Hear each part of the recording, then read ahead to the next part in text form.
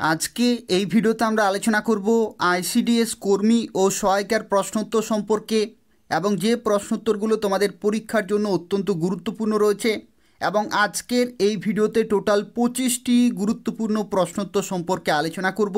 তো তাই শুরু থেকে শেষ পর্যন্ত অবশ্যই ভিডিওটি দেখতে থাকো এবং যারা যারা ভিডিওটি দেখছো অবশ্যই লাইক করে দেবে, শেয়ার করে দেবে এবং চ্যানেলটি সাবস্ক্রাইব করে রাখো আইসিডিএস সংক্রান্ত প্রশ্নোত্তর, সাজেশন, কোশ্চেন পেপার এবং নিয়োগ সংক্রান্ত প্রত্যেকটি আপডেট পাওয়ার জন্য। তো দেখো, প্রথম প্রশ্নে বলা হচ্ছে নিম্নের কোনটি সরল প্রোটিন? এই চারটি অপশনের মধ্যে কোনটি হবে কারেক্ট আনসার? নিম্নের কোনটি সরল প্রোটিন? তো এই প্রশ্নের কারেক্ট আনসার হয়ে যাবে অ্যালবুমিন। অ্যালবুমিন অপশন বি হচ্ছে এখানে সঠিক উত্তর। অবশ্যই তোমরা মনে রাখবে, পরীক্ষার জন্য খুবই গুরুত্বপূর্ণ রয়েছে। পরবর্তী প্রশ্নে দেখো বলা হচ্ছে নিম্নলিখিত খাদ্য উপাদানগুলির মধ্যে কোনটির আবশ্যিক উপাদান নাইট্রোজেন? নিম্নলিখিত খাদ্য উপাদানগুলির মধ্যে কোনটির আবশ্যিক উপাদান নাইট্রোজেন? তো এই প্রশ্নের সঠিক উত্তর হয়ে যাবে প্রোটিন জাতীয়। প্রোটিন জাতীয় অপশন সি হচ্ছে এখানে কারেক্ট আনসার। পরবর্তী প্রশ্নে বলা হচ্ছে কোন ভিটামিন তাপে নষ্ট হয়ে যায়? কোন ভিটামিন তাপে নষ্ট হয়ে যায়? তো এই প্রশ্নের কারেক্ট আনসার হয়ে যাবে ভিটামিন সি। ভিটামিন সি হচ্ছে এখানে কারেক্ট আনসার। অবশ্যই মনে রাখবে, ভিটামিন সি তাপে নষ্ট হয়ে যায়। পরবর্তী প্রশ্নে বলা হচ্ছে নিম্নের কোনটি জলে দ্রবণীয় ভিটামিন? নিম্নের কোনটি জলে দ্রবণীয় ভিটামিন? তো জলে দ্রবণীয় ভিটামিন হচ্ছে ভিটামিন সি। ভিটামিন সি এখানে হচ্ছে কারেক্ট আনসার। এবং তোমরা অবশ্যই মনে রাখবে, জলে দ্রবণীয় ভিটামিন হচ্ছে ভিটামিন বি এবং ভিটামিন সি। ভিটামিন বি এবং ভিটামিন সি এই দুই ধরনের ভিটামিন হচ্ছে জলে দ্রবণীয় ভিটামিন। এবং বাকি যেগুলো রয়েছে যেমন vitamin A, vitamin D, vitamin E, vitamin K, এগুলো হচ্ছে তেলে দ্রবণীয় বা ফ্যাটে দ্রবণীয়। তো সেক্ষেত্রে এগুলো কিন্তু তোমরা মনে রাখবে। পরবর্তী প্রশ্নে বলা হচ্ছে পাচিত খাদ্য শোষণের প্রধান স্থান কোনটি? পাচিত খাদ্য শোষণের প্রধান স্থান কোনটি?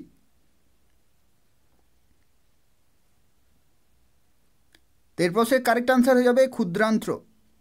অপশান এ হচ্ছে এখানে কারেক্ট আনসার। অবশ্যই মনে রাখবে, অপশান এ হচ্ছে এখানে কারেক্ট আনসার। পরবর্তী প্রশ্নে বলা হচ্ছে পিত্ত নিঃসৃত হয় কোথা থেকে? এই প্রশ্নটি তোমাদের পরীক্ষার জন্য খুবই গুরুত্বপূর্ণ রয়েছে। পিত্ত নিঃসৃত হয় কোথা থেকে? তো সঠিক উত্তর হয়ে যাবে যকৃৎ। যকৃৎ থেকে নিঃসৃত হয় পিত্ত। পিত্ত নিঃসৃত হয় কোথা থেকে? যকৃৎ থেকে। অপশান এ হচ্ছে এখানে কারেক্ট আনসার। পরবর্তী প্রশ্নে বলা হচ্ছে শরীরের কোথায় ইউরিয়া তৈরি হয়? শরীরের কোথায় ইউরিয়া তৈরি হয়? তো এই প্রশ্নের সঠিক উত্তর হয়ে যাবে যকৃতে। যকৃতে। অপশান এ হচ্ছে এখানে কারেক্ট আনসার। পরের প্রশ্নে বলা হচ্ছে পুষ্টি কী ধরনের বিপাক? পুষ্টি কী ধরনের বিপাক? এই প্রশ্নটিও তোমাদের পরীক্ষার জন্য খুবই গুরুত্বপূর্ণ রয়েছে। পুষ্টি কী ধরনের বিপাক?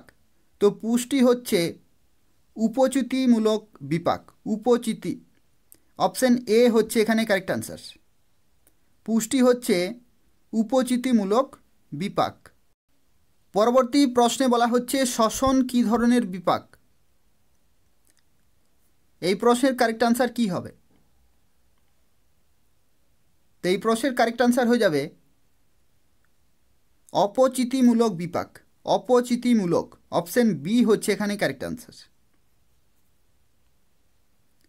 পরের প্রশ্নে বলা হচ্ছে দেহের কোন অঙ্গে অর্নিথিন চক্র সংগঠিত হয়?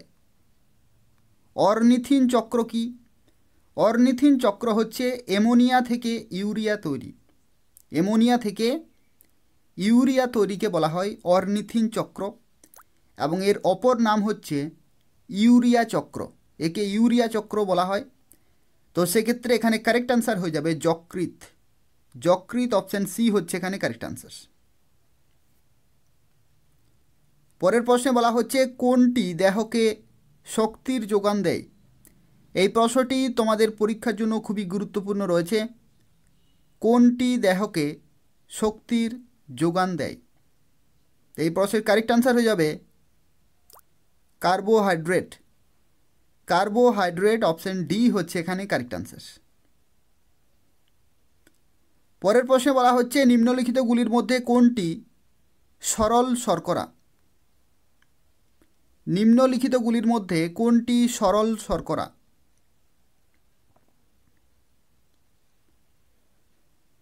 তো এই প্রশ্নের কারেক্ট আনসার হয়ে যাবে গ্যালাক্টোজ।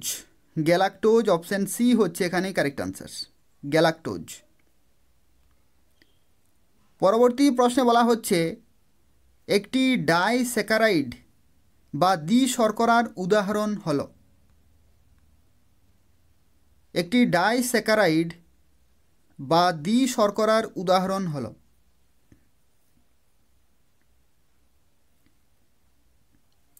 তো এই প্রশ্নের কারেক্ট আনসার হয়ে যাবে ল্যাকটোজ। ল্যাকটোজ, অপশন বি হচ্ছে এখানে কারেক্ট আনসার। পরের প্রশ্নে বলা হচ্ছে দুধে কোন খাদ্য উপাদানের অভাব থাকে?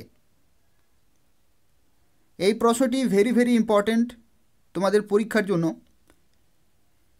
দুধে কোন খাদ্য উপাদানের অভাব থাকে? তো এই প্রশ্নের কারেক্ট আনসার হয়ে যাবে লোহা এবং ভিটামিন সি। লোহা এবং ভিটামিন সি অবশ্যই মনে রাখবে। পরের প্রশ্নে বলা হচ্ছে মানব ত্বকে ভিটামিন ডি সংশ্লেষিত হয় কোন যৌগ থেকে? মানবদেহে ভিটামিন ডি সংশ্লেষিত হয় কোন যৌগ থেকে? কোন যৌগ থেকে? তো এই প্রশ্নের কারেক্ট আনসার হয়ে যাবে 7-ডিহাইড্রোকোলেস্টেরল। অপশান ডি হচ্ছে এখানে কারেক্ট আনসার। অবশ্যই মনে রাখবে, খুবই গুরুত্বপূর্ণ একটি প্রশ্ন রয়েছে। পরবর্তী প্রশ্নে বলা হচ্ছে মানবদেহে যকৃতে শর্করা কী রূপে সঞ্চিত থাকে? মানবদেহের যকৃতে শর্করা কী রূপে সঞ্চিত থাকে?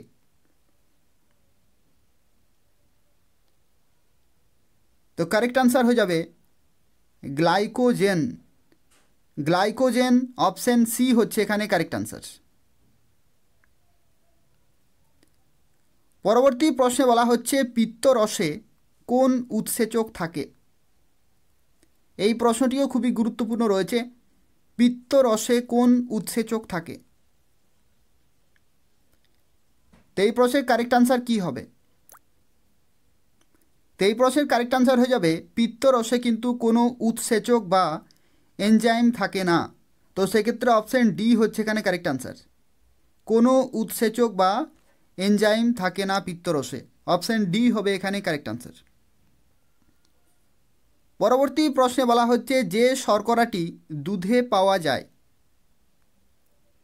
যে শর্করাটি দুধে পাওয়া যায় সেটি কোনটি?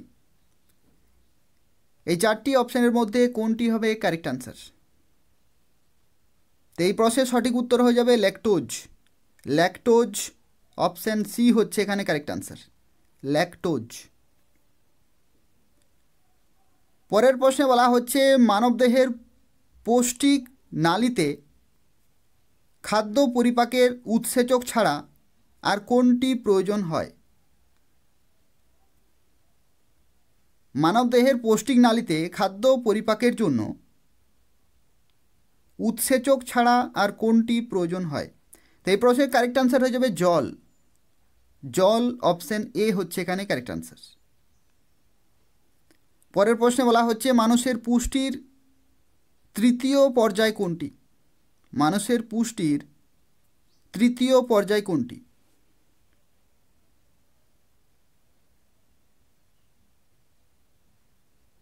তো এই প্রশ্নের কারেক্ট আনসার হয়ে যাবে শোষণ। শোষণ হবে 3 নম্বরে পর্যায়। খাদ্য গ্রহণ, পরিপাক, শোষণ, আত্তীকরণ। 3 নম্বরে হচ্ছে শোষণ। অপশান বি হচ্ছে এখানে কারেক্ট আনসার। পরবর্তী প্রশ্নে বলা হচ্ছে নিচের কোন উৎসেচক প্রোটিন পরিপাকে সাহায্য করে? নিচের কোন উৎসেচক প্রোটিন পরিপাকে সাহায্য করে? তো এই প্রশ্নের কারেক্ট আনসার হবে ট্রিপসিন। ট্রিপসিন হবে এখানে কারেক্ট আনসার। অপশান সি হচ্ছে এখানে কারেক্ট আনসার। পরের প্রশ্নে বলা হচ্ছে কোন ভিটামিনের রাসায়নিক নাম ফলিক অ্যাসিড? কোন ভিটামিনের রাসায়নিক নাম ফলিক অ্যাসিড?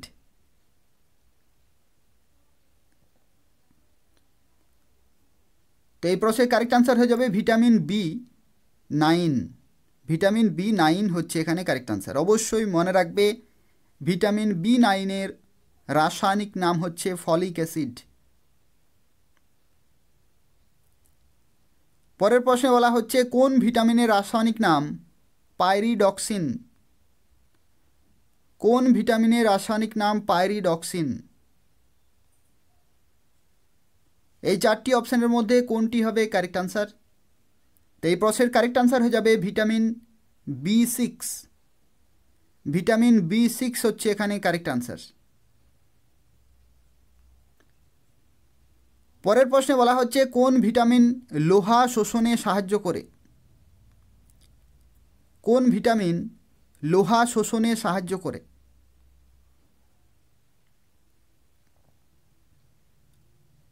কোন ভিটামিন লোহা শোষণে সাহায্য করে? Vitamin C. ভিটামিন সি লোহা শোষণে সাহায্য করে। পরবর্তী প্রশ্নে বলা হচ্ছে বৃদ্ধ বয়সে মানবদেহে ভিটামিন ডি এর অভাবে কী রোগ হয়? বৃদ্ধ বয়সে মানবদেহে ভিটামিন ডি এর অভাবে কী রোগ হয়?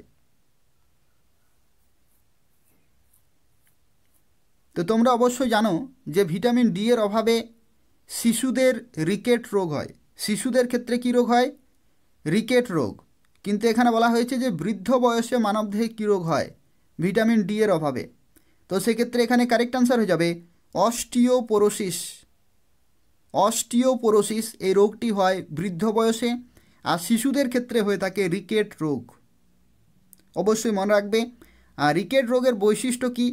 রিকেট রোগের ক্ষেত্রে হাড় কিন্তু দুর্বল হয়ে যায় বা নরম হয়ে যায়। তো এই হচ্ছে 25টি গুরুত্বপূর্ণ প্রশ্ন উত্তর তোমাদের পরীক্ষার জন্য। এবং তাছাড়া বলে রাখি আরও একটি প্রশ্ন রয়েছে। এই প্রশ্নের উত্তর তোমরা কমেন্টে জানাবে। এই প্রশ্নটি তোমাদের পরীক্ষার জন্য খুবই গুরুত্বপূর্ণ রয়েছে। অবশ্যই এই প্রশ্নের উত্তর কিন্তু জানতে হবে। যারা যারা জানো কমেন্টে জানাবে। এই প্রশ্নে দেখো বলা হচ্ছে আন্তর্জাতিক মাতৃভাষা দিবস কবে পালিত হয়? অর্থাৎ প্রতি বছর পালিত হয় একটি নির্দিষ্ট দিনে, এবং কবে পালিত হয় সেটা কমেন্টে জানাবে।